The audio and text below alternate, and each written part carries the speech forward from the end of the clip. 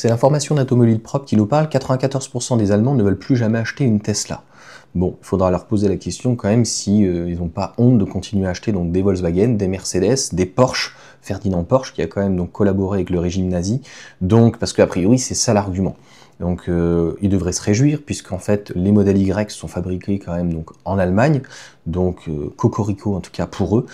Décidément franchement l'Allemagne pour Tesla, je suis pas sûr que c'était forcément la bonne idée. Ça crée quand même de l'emploi et on voit bien donc tout le saccage qu'ils font et puis c'est surtout au niveau des médias. On voit bien que le but des médias c'est de raconter n'importe quoi. Je vous referai une vidéo et c'est Mathieu qui m'a envoyé donc cette information sur X.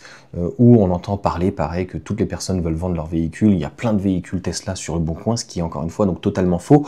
On pourrait donc se demander donc la véracité de ce type d'enquête. Donc une enquête auprès de 100 000 Allemands a récemment révélé que 94% donc d'entre eux disent qu'ils ne veulent plus vouloir acheter de voitures électriques chez Tesla.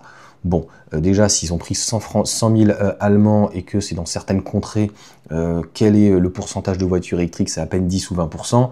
Et puis, c'est surtout quelle image, en fait, ça donne. Enfin, c'est vraiment très orienté. J'ai l'impression qu'on veut la peau, en fait, du constructeur et de son fabricant.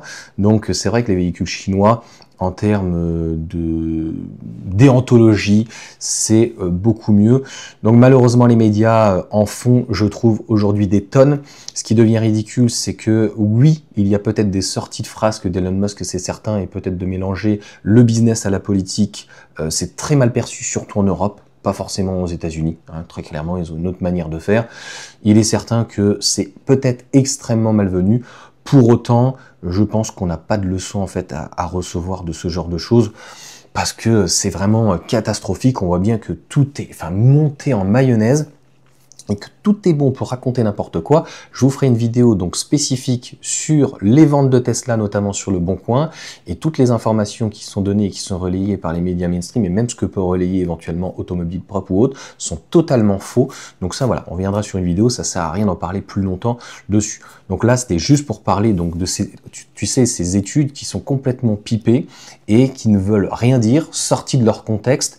Il faudra voir encore une fois donc les ventes et l'objectif donc du modèle Y a priori c'est d'en vendre 1,4 million, donc en tout cas que le véhicule soit le plus vendu encore dans le monde en 2025, et c'est la seule chose qui compte, les chiffres. Le reste, c'est du baratin. Sur ce, ciao à tous.